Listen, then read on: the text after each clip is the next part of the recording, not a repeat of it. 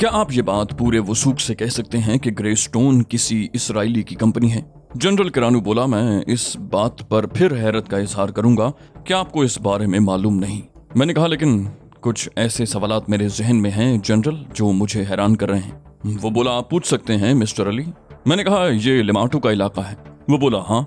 मैंने कहा, लेकिन लिमाटू वॉल्टोमोबाई का हामी था। वो बोला, बिल्कुल दुरुस्त। मैंने कहा, और वॉल्टोमोबाई इसराइली मफादात का हामी था।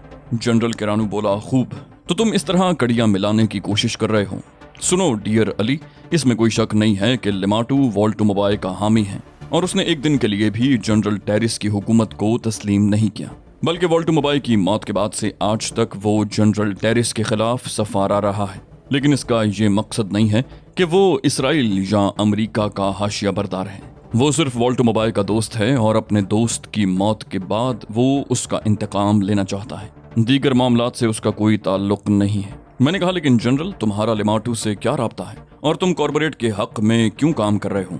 जनरल किरानू बोला, माय डियर मिस्टर अली, सार्डान की पहाड़ियों में प्लैटिनम के अजीमुशान जखीरे से अगर 10% हिस्सा दुनिया के किसी भी शख्स को मिल जाए तो वो अपनी सारी जिंदगी इस हिस्से के हुसूल के लिए सर्फ कर सकता है। मैं कॉर्पोरेट से अपने लिए बात कर चुका था और उसके बाद मेरी कई नस्लों के लिए इतना बंदोबस्त हो जाता कि वो खुद भी किसी शहनशाह की मानिंद जिंदगी गुजार सकती थी। मुझे न मौशे हरमूज से कोई दिलचस्पी है और न कॉर्पोरेट से। मैं सिर्फ अपना मफाद देखता हूँ। मैंने कहा, कॉर्पोरेट का ताल्लुक कौन से मुल्क से है? वो बोला, इत्तेफाक से मेरी तहकीकात के नतीजे में ये बात भी सामने आई है कि कॉर्पोरेट कंपनी जिन 3 ममालिक से ताल्लुक रखती है वो उनमें से हैं जो तुम्हारे मुल्क को अपना दोस्त समझते हैं और उसकी हर मुमकिन मदद के लिए कमर बस्ता रहते हैं। किरानू का ये इंकशाफ मेरे लिए और खौफनाक था। दिमाग चकरा कर रह गया। मैं उस हौलनाक साजिश के बारे में सोच रहा था जो मेरे जरिए की गई थी। बिलाशुबा अगर उसके पीछे ऑलिव हार्वर्ड का जहन काम कर रहा था तो उस शख्स को मैं दुनिया का अय्यार तरीन शातिर तस्लीम कर सकता था। मैंने जनरल किरानू को देखते हुए कहा, अब जबकि मैं तुम्हारे कब्जे में आ गया हूँ जनरल किरानू, तुम मेरे साथ क्या सलूक करने के ख्वाहिशमंद हो? वो बोला, मैं तुमसे पहले भी कह चुका हूँ कि हमें ये बात मालूम नहीं थी कि गिरफ्तार होने वाले तुम हो। ये दूसरा आदमी क्या ग्रे स्टोन से ताल्लुक रखता है? मैंने कहा, हाँ, ये उसी का नुमाइंदा है। वो बोला, वैसे मिस्टर अली, जहाँ तक तुम्हारे साथ किए जाने वाले सलूक का ताल्लुक है तो लिमाटू मेरी मर्जी के बगैर तुम्हें कोई नुकसान नहीं पहुंचाएगा। तुम खुद क्या चाहते हो? मैंने कहा, शायद तुम इसे झूठ समझो किरानू, लेकिन ये हकीकत है कि मुझे वाकई ये बात मालूम नहीं थी कि ग्रे स्टोन किसी इसराइली की मिल्कियत है। मेरे कुछ मफादात जरूर उन लोगों से वाबस्ता थे जिनकी तफसीलात मैं तुम्हें नहीं बताऊंगा, लेकिन अगर तुम मेरी हिस्ट्री मालूम कर चुके हो तो तुम्हें ये बात जरूर मालूम होगी कि मैंने अपने बड़े से बड़े मफादात को फलस्तीनियों पर कुर्बान कर दिया है। और ये छोटा सा फायदा जो इस कंपनी को ठेका दिलाने के बाद मुझे हासिल होने वाला था वो मेरे लिए कोई अहमियत नहीं रखता। मैं तुमसे सिर्फ ये कहना चाहता हूँ कि अगर इंतजार कर सकते हो तो करो। ग्रे स्टोन तबाह कर दी जाएगी।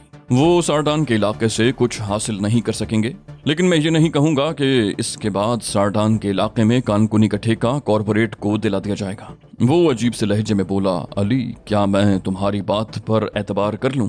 मैंने ठोस लहजे में कहा, हाँ जनरल किरानू, बिल्कुल। वो बोला, तो ठीक है। मैं भी तुम्हें बता चुका हूँ कि लिमाटू से मेरा इश्तिराक सिर्फ इसलिए हुआ है कि मैं सार्डान की पहाड़ियों से हासिल शुदा दौलत का 10% हासिल करना चाहता हूँ। अगर ये ठेका हमारे हक में हो गया तो मैं वादा करता हूँ तुम्हें भी इसमें से एक बड़ा सरमाया दिया जाएगा। ग्रे स्टोन और मौशे हरमूस के बारे में तहकीक करने के बाद मुझे यकीन है कि तुम कॉर्पोरेट के हक में फैसला दोगे और मेरे मौक़िफ़ की हिमायत करोगे। उस वक्त तक के लिए तुम आज़ाद हो। तुम्हें हिफाजत के साथ वापस भेज दिया जाएगा। मैंने कहा, ठीक है जनरल, मैं इसराइल के अलावा दुनिया के किसी भी मुल्क के लिए काम कर सकता हूँ। और सुनो, मेरी हिस्ट्री मालूम करते हुए तुम्हें ये बात नहीं मालूम हुई कि मैंने अरबों रुपए की दौलत ठुकरा दी है। मुझे दौलत से इतनी ज्यादा दिलचस्पी नहीं है। मैं सिर्फ अपने मिशन की तकमील चाहता हूँ। किरानू ने दूर खड़े हुए लोगों को इशारा किया और वो करीब आ गए। तब वो उन्हें अफ्रीकी जबान में कुछ हिदायत देने लगा और उन लोगों ने गर्दनें झुका दी।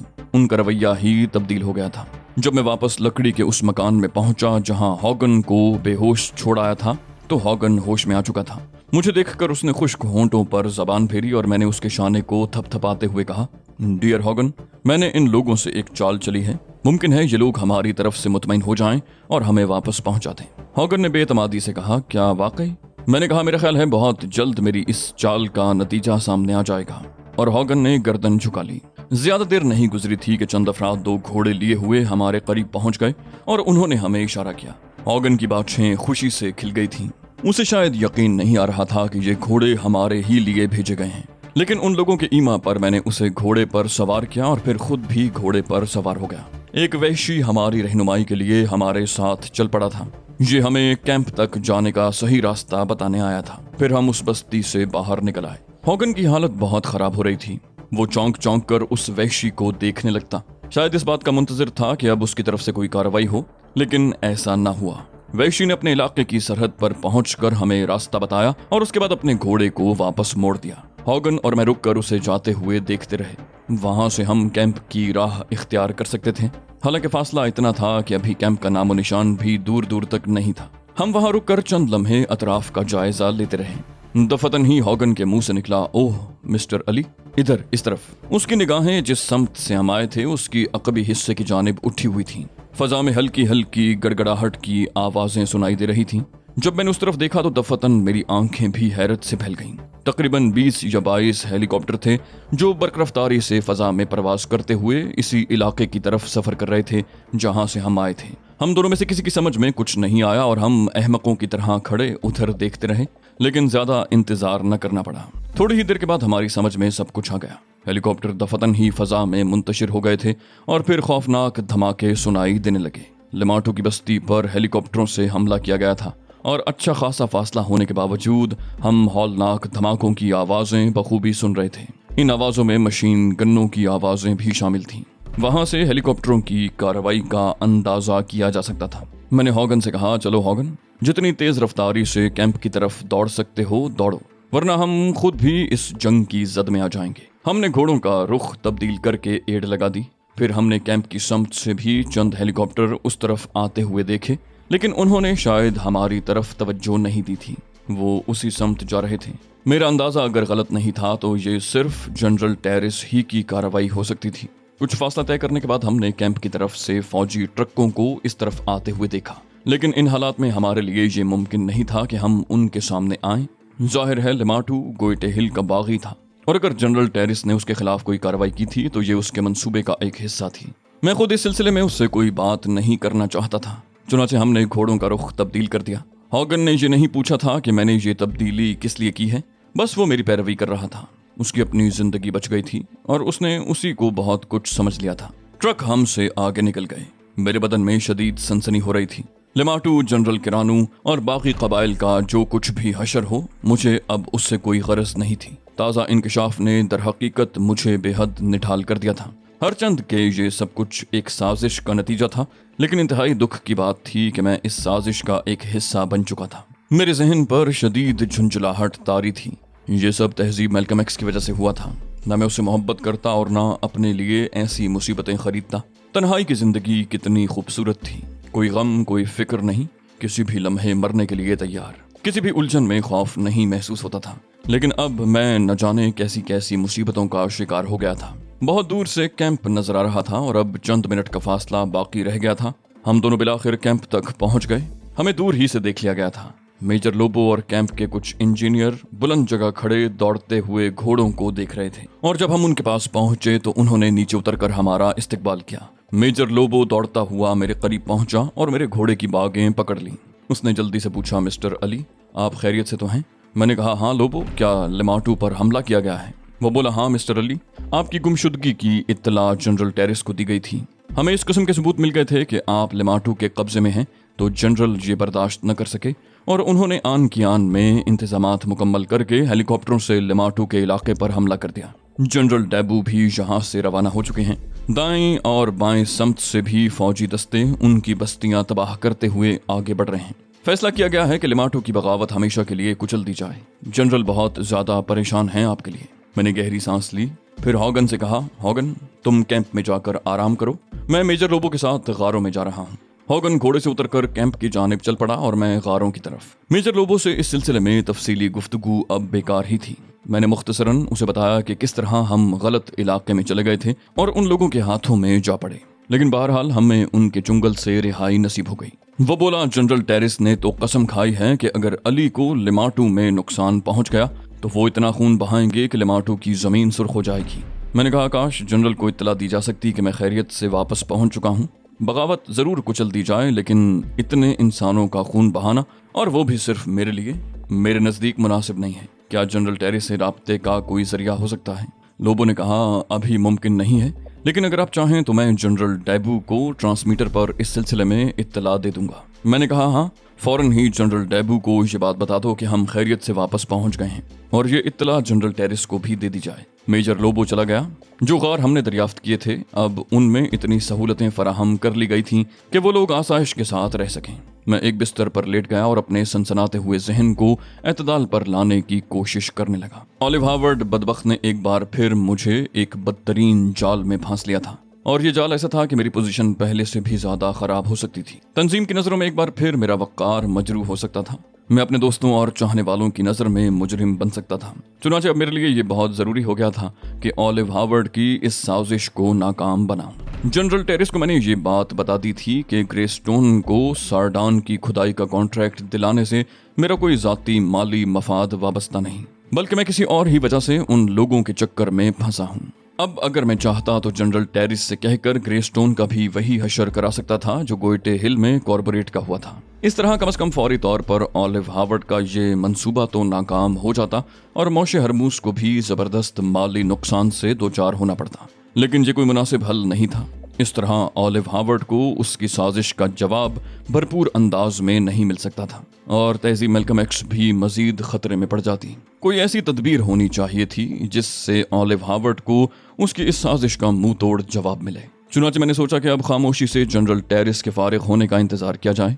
कम से कम लिमाटो से फारिग होने के बाद जनरल टेरिस को भी कुछ सुकून हासिल होगा, और वो यही सोचेगा कि मैंने यहाँ भी उसकी कुछ न कुछ मदद की है। हालांकि इस कार्रवाई में मेरा क्या हाथ था? जनरल अगर चाहता तो यही कार्रवाई पहले भी कर सकता था। मेरे ख्याल में उसने शदीद खतरा मोल लेकर लिमाटो पर हमला करने का ये मंसूबा हेजान के आलम में बनाया था, वरना अगर ये सब कुछ इतना ही आसान होता तो इससे पहले भी वो ये काम कर सकता था। लोबो ने आकर मुझे इत्तला दी कि उसने जनरल डेबू को मेरी वापसी के बारे में बता दिया है, और अब ये इत्तला जनरल टेरिस तक पहुंच जाएगी। पता नहीं जनरल टेरिस को लिमाटो के खिलाफ कार्रवाई में क्या कामयाबी नसीब हुई। उसे कोई खतरा भी पेश आ सकता था, लेकिन यहाँ के मामलात यही लोग बेहतर तौर से जान सकते थे। मैं तो अब सिर्फ गारों में फरोकश था। मेजर लोबो बराह रास्त महाज़े जंग से राब्ता कायम रखे हुए था। रात को 2 बजे उसने मुझे इत्तला दी कि जंग बराबर जारी है। 6 हेलीकॉप्टर गिरा लिए गए हैं और लिमाटो कबाइल मुत्तहिद होकर जनरल के खिलाफ जफारा हो गए हैं। हेलीकॉप्टर बमबारी कर रहे हैं। दरअसल उन इलाकों में जहां लिमाटो कबाइल आबाद हैं, हवाई जहाज काम नहीं दे सकते, क्योंकि उनके अतराफ में ऊंची ऊंची पहाड़ियां हैं। इसीलिए हेलीकॉप्टर मुंतखब किए गए थे। जंग का नतीजा जनरल टेरिस के खिलाफ भी निकल सकता था। इस सिलसिले में जाहिर है मैं कोई अमली कदम नहीं उठा सकता था। चुनाचे इंतजार के सिवा और कुछ न कर सका। अलबत्ता मेरा जहन गहरी सोच में डूबा रहा था। कैंप में भी काम बंद हो गया था। वो सब लोग इस जंग के नताइज का इंतजार कर रहे थे। मैंने लिमाटो कबाइल को जिस कदर बेखौफ देखा था, उससे यही अंदाजा होता था कि वो बेजिगरी से मुकाबला कर रहे होंगे, और जनरल टेरिस के लिए उन्हें जेर करना आसान नहीं होगा। पहला दिन, दूसरा दिन और तीसरा दिन भी गुजर गया। लोबो की तरफ से सिर्फ यही इत्तलात मिल रही थी कि घमसान की जंग हो रही है और दारुल हुकूमत गोइटे हिल से मजीद फौज पहुंच रही है। कैंप का काम मुसलसल बंद था और इंजीनियर अपने तौर पर उसके लिए तैयार थे कि अगर जनरल टेरिस को लिमाटो के मुकाबले में शिकस्त हो जाए तो वो अपने मजार का बंदोबस्त कर सकें, क्योंकि उसके बाद ये मुमकिन नहीं था कि लिमाटो कबाइल उन लोगों को छोड़ देंगे। काफी सरासीमगी फैली हुई थी और ये सब के सब अफरा तफरी का शिकार थे। 5वीं शाम मेजर लोबो खुशी से मुस्कुराता हुआ मेरे पास पहुंचा और उसने मुझे इत्तला दी कि जनरल टेरिस की तरफ से फतह की मुबारकबाद दी गई है। लिमाटो मारा जा चुका है। जनरल किरानू का खानदान भी हलाक हो गया है, लेकिन जनरल किरानू की लाश नहीं मिल सकी। लिमाटो कबाइल मुंतशिर होकर अंदरूनी जंगलों में जा घुसे हैं। वहां से अभी वो गोरिल्ला कार्रवाइयां कर रहे हैं, लेकिन ये कार्रवाइयां अब ज्यादा मौसर नहीं रहीं। जनरल टेरिस उन इलाकों पर कंट्रोल हासिल करने में मसरूफ है और अभी उसे कुछ दिन वहीं रहना होगा। कैंप में खुशियों के नारे लगाए गए थे और रात को अच्छी खासी रौनक रही थी। ये लोग इसी तरह खुशियां मना रहे थे जैसे ये फतह उन्हें हासिल हुई हो। मुझे भी इस जश्न मुसर्रत में शिरकत की दावत दी गई थी, लेकिन मैंने तबीयत की खराबी का बहाना करके उन लोगों को खुश उसलूबी से टाल दिया। मेरे दिल में तो उनके खिलाफ नफरत का जहन्नम सुलग रहा था। अभी तो उन लोगों को बदतरीन हालात से दो चार होना होगा। इतने दिन की सोच विचार के बाद मैंने इब्तदाई तौर पर कुछ फैसले कर लिए थे और तय किया था कि हल्केपन से काम नहीं लूंगा, बल्कि होशियारी से जनरल को इस बात से आगाह करूंगा कि मुझे खुद भी इस सिलसिले में धोखा खाना पड़ा है। हरचंद के ऑलिव हार्वर्ड के पास इस वक्त मेरे खिलाफ बहुत से कार्ड थे, लेकिन मैं उससे शिकस्त मानने के लिए तैयार नहीं था। मजीद कई दिन सर्फ हो गए और फिर एक दोपहर जनरल डेबू वापस आ गया। उसके साथ बेशुमार फौजी ट्रक थे। जनरल डेबू ने मुझसे मुलाकात की। टेरिस उसके साथ इस तरफ नहीं आया था, लेकिन उसका पैगाम मुझे मिला। जनरल टेरिस ने मुझे दारुल हुकूमत तलब किया था और एक हेलीकॉप्टर मुझे लेने के लिए आने वाला था। मैंने इस बात पर किसी रद्द अमल का इजहार नहीं किया। अलबत्ता कैंप के इंजीनियरों को इस बात की इत्तला जरूर दे दी गई थी कि मैं कुछ अरसे के लिए वापस जा रहा हूँ। जनरल डेबू ने मेरे साथ उनसे मुलाकात में शिरकत की थी।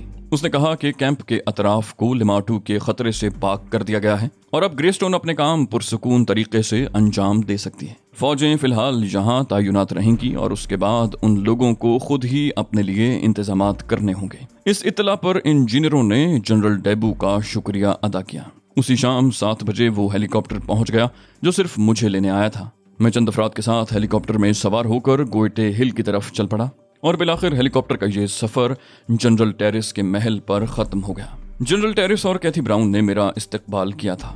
जनरल बहुत खुश नजर आ रहा था। अपनी खुसूसी रिहाइश गाह में पहुंचकर उसने कहा, अली, तुम जब भी यहाँ आते हो मेरे लिए खुशबख्ती के रास्ते खुल जाते हैं। मैंने मुस्कुराते हुए कहा, मुझे इंसान ही रहने दो जनरल। मैं नहीं समझता कि इस सिलसिले में मैंने तुम्हारी कोई मदद की है। वो बोला, अगर तुम अजीब वाकयात पर यकीन रखते हो तो जो कुछ मैं कह रहा हूँ उसे सच समझो। बहुत अरसे से लिमाटू मेरे लिए दर्द सर बना हुआ था, लेकिन उसकी कुव्वत के अफसाने मैंने सुन रखे थे और उस पर हाथ डालते हुए मुझे बहुत कुछ सोचना पड़ता था। यही वजह थी कि वो अब तक आज़ाद था। हालांकि गोइटे हिल में उस वक्त वो मेरा दुश्मन नंबर 1 शुमार होता था। मैंने बराह रास्त उस पर हाथ डालने की कोशिश नहीं की, बल्कि सारडान के इलाके में जब तुमने कैंप कायम किया तो मेरी कुछ हिम्मत बंधी और बिलाखिर मैंने इस मुहिम को सर करने का इरादा कर लिया। जब मुझे ये इत्तला मिली कि तुम उन लोगों के चुंगल में जा फंसे हो तो मेरा पैमाना सब्र लबरेज हो गया और मैंने एक अंधा कदम उठाया। आम हालात में शायद मैं ये कदम आइंदा 10 साल तक नहीं उठा सकता था। बिलाखिर मुझे कामयाबी नसीब हो गई और ये अनहोनी सिर्फ तुम्हारी वजह से मुमकिन हो सकी, वरना अभी इसमें बहुत वक्त सर्फ हो जाता और पता नहीं लिमाटू को इस सिलसिले में कितनी कामयाबियां हासिल हो जाती। मैंने कहा, जनरल, अपने तौर पर अगर तुम ये बात कहते हो तो मैं सिर्फ खामोश हो जाऊंगा, वरना मैं इसमें अपना कोई हिस्सा नहीं समझता। टेरिस ने कहा, तुम न समझो, मैंने तो तुम्हें सिर्फ अपने तासुरात से आगाह किया है। अब मैं चाहता हूं कि तुम मेरे साथ ही क़याम करो। कैंप के मामलात अब परेशान कुन नहीं रहे। तुम्हें इस पर कोई एतराज़ तो नहीं है? मैं चंद लम्हे खामोश रहा। फिर मैंने कहा, इस बार मैं बहुत सी उलझनों का शिकार हो गया हूँ जनरल। मैंने सोचा था कि जो कुछ मैंने किया है उससे खुद ही निपटूं और तुम्हें उलझनों का शिकार न बनाऊं, लेकिन अभी सिर्फ एक लम्हे में मैंने अपना ख्याल बदल दिया है। तुम्हारी मोहब्बत से फ़ायदा उठाने में कोई हर्ज नहीं है। मैंने पहले भी बताया था कि सारडान में कानकुनी के लिए ग्रेस्टोन की सिफारिश किसी माली मफाद के लिए नहीं थी, बल्कि एक तरह से मुझे ब्लैकमेल किया गया है और तुमसे मेरे ताल्लुकात का फ़ायदा उठाया गया है। ये ठेका बहरहाल दिया जाना था, ग्रेस्टोन को न सही, कॉरपोरेट या किसी और कंपनी को। ग्रेस्टोन ही अगर काम करना चाहती है तो जो हो चुका है उसमें कोई रद्दोबदल जरूरी नहीं। हाँ, एक बात पर मुझे हैरत है, ग्रेस्टोन से या मुझसे ये मालूम करने की कोशिश नहीं की गई कि उन पहाड़ियों से क्या बरामद किया जा रहा है। क्या ये जरूरी नहीं है जनरल? जनरल टेरिस ने कहा, बिल्कुल जरूरी है। कागजात पुर करते हुए शायद तुमने उस कॉलम पर गौर नहीं किया ली। कोई कंपनी इसकी मजाज नहीं होती कि बरामद शुदा चीज पर अपना तसल्लुत कायम करे। उस चीज की किस्म, क्वालिटी वगैरह के नमूने महकमे को दिए जाते हैं, उनका तज्जिया करके उनकी मालियत का तयन किया जाता है और उस पर रॉयल्टी मुकर्रर की जाती है। लेकिन ऑल्डस ने सिर्फ तुम्हारी वजह से उस कॉलम को खाली छोड़ दिया है। उसे मेरी हिदायत का पास था। मैंने कहा, मुझे अफसोस है कि तुम्हें मेरी वजह से अपने बनाए हुए अहम कवानीन में तरमीम करना पड़ी। बहरहाल मैं नहीं चाहता कि तुम्हारी जमीन की दौलत तुम्हारी बजाय दूसरों के काम आए। ये खुशी की बात है कि वहाँ तुम्हारी फौजें तैनात हैं। किसी मुनासिब वक्त पर चंद माहिरीन को वहाँ और भेज दो और फौजियों की एक अच्छी तादाद को वहाँ मुतय्यन रहना चाहिए जो कंपनी के कैंप पर निगरानी रखें और वहाँ जो कुछ भी हो उन फौजियों की इत्तला के बगैर न हो। कोई चीज़ उस वक्त तक वहाँ से न ले जाई जाए जब तक उसकी सही हकीकत माहिरीन के इल्म में न आ जाए। जनरल टेरिस ने कहा, इसकी कोई खास वजह है अली? मैंने कहा, हाँ, उन पहाड़ियों में प्लेटिनम है जनरल, दुनिया की सबसे कीमती धात, और मेरा अंदाजा है कि वो उसे किसी और शक्ल में पेश करके यहाँ से बाहर ले जाने की कोशिश करेंगे। इसका फायदा इसराइल को हासिल होगा क्योंकि ग्रेस्टोन एक यहूदी की मिल्कियत है। मेरे इस इंकशाफ पर जनरल टेरिस और कैथी ब्राउन शिशदर रह गए। काफी देर खामोश रहने के बाद कैथी ब्राउन ने कहा, यकीनन तुम्हें पहले से इसका इल्म नहीं होगा अली। मैंने कहा, हाँ, मुझे पहले से नहीं था, हाल ही में मुझे ये मालूम हुआ है। जनरल टेरिस ने कहा, यह नामुमकिन है अली कि गोइटे हिल से कोई चीज इस तरह निकाली जाए। हर तरह की चश्मपोशी सिर्फ तुम्हारी वजह से की जा सकती थी, लेकिन अब सूरत हाल वाज़े हो गई है। मैंने कहा, मैं चाहता हूं जनरल कि अभी इस सिलसिले में कोई खास कदम न उठाया जाए, लेकिन कड़ी निगरानी रखी जाए। तुम्हारी इत्तलात के लिए ग्रेस्टोन की पुश्त पर CIA का माजूल एजेंट ऑलिव हार्वर्ड है, जो नस्लन यहूदी है और अब मोसाद के लिए काम करता है। जनरल टेरिस ने कहा, मैं उस शख्स से अच्छी तरह वाकिफ हूँ। मैंने कहा, इस सिलसिले में उसकी वजह से मैं धोखा खा गया हूँ। अगर उस शातिर का मामला न होता तो। टेरिस बोला, मैं समझ रहा हूँ अली, इत्मीनान रखो, अब मैं इस केस पर पूरी तवज्जो दूंगा। वो गोइटे हिल की दौलत इस तरह नहीं ले जा सकेंगे। जनरल डेबू मेरा वफादार है और मुझे उस पर मुकम्मल एतमाद है। बस उसे सूरत हाल से आगाह करना होगा। हम वहाँ फौज तैनात रखेंगे और इस बात की पब्लिसिटी करेंगे कि अभी लिमाटू कबाइल का खतरा बाकी है, लेकिन वहाँ मौजूद फौज का असल काम उन लोगों पर निगाह रखना होगा। इसके अलावा मुआहिदा अपनी जगह, लेकिन जब वो कुछ हासिल करने में कामयाब होंगे और उसका इजहार करेंगे तो रॉयल्टी तय कर ली जाएगी। और मुझे यकीन है कि जो कुछ मैं मांगूंगा वो उतना होगा कि उन लोगों की आंखें निकल पड़ेंगी। अगर इस सिलसिले में मुआहिदे के मुताबिक तुमसे बात करनी पड़ी अली, तो तुम्हारी इजाज़त से मैं तुमसे भी सौदेबाजी करूंगा और वहाँ तुम मजबूरी का इजहार कर देना। मैंने मसरूर अंदाज में कहा, बहुत मुनासिब, मुझे खुशी है कि तुमने सूरत हाल को समझ लिया। वो बोला, इन लोगों के सिलसिले में अगर कोई काम मेरे लायक हो तो मुझे भी खिदमत का मौका दो। मैंने ठंडी सांस लेकर कहा, काश मेरा मसला तुम्हारी मदद से हल हो सकता। फिर चौंक कर बोला, हाँ जनरल, एक बात और सुन लो, तुम अभी अपने गिर्द मौजूद खतरनाक लोगों से छुटकारा नहीं हासिल कर सके हो। तुम्हें इस मामले पर भी तवज्जो देनी है। तुम्हारे महल में भी बहुत से लोग ऐसे होंगे जो दूसरों के आलायकार होंगे। उन लोगों को तुम्हारे इतना करीब नहीं होना चाहिए जैसे जनरल किरानू। वो बोला, हाँ, जनरल किरानू के सिलसिले में मुझे सख्त हैरत, अफसोस और शर्मिंदगी है। बहुत पुराना साथी था वो मेरा। मैंने कहा, एक और शख्सियत की निशानदही भी करता हूँ, लेकिन इस शर्त पर कि अभी उसके खिलाफ कोई कार्रवाई नहीं होगी और ना अपना अंदाज तब्दील करोगे। कैथी ब्राउन ने पुरजोश लहजे में पूछा, कौन है वो? मैंने मुस्कुराकर कहा, मेरी शर्त याद रखी जाएगी। कैथी ने कहा, 100%। कौन है वो? मैंने कहा, जेम्स मॉर्ले, वो ऑलिव हार्वर्ड का एजेंट है। वो दोनों सकते में रह गए। उनकी आंखें मुझ पर जमी हुई थीं। मैंने उन्हें जेम्स मॉर्ले के बारे में पूरी तफसील बता दी। कैथी सर पकड़ कर बैठ गई। जनरल टेरिस ने निचला होंठ दांतों में दबा लिया। बोला, तुमने तो वाकई खौफजदा कर दिया अली। फिर वो गर्दन हिलाकर बोला, कुछ नहीं, अभी उस वक्त तक कुछ नहीं किया जा सकता जब तक तुम्हारी तरफ से वजाहत न मिल जाए। लेकिन उसके बाद अली, गोइटे हिल में एक और इनकलाब आएगा, एक खूनी इनकलाब। मैं उसके बारे में पहले से कुछ नहीं कहूंगा, लेकिन इस बात का तुम यकीन कर लो कि जनरल टेरिस ने जुमला अधूरा छोड़ दिया। मैंने भी और कुछ न कहा।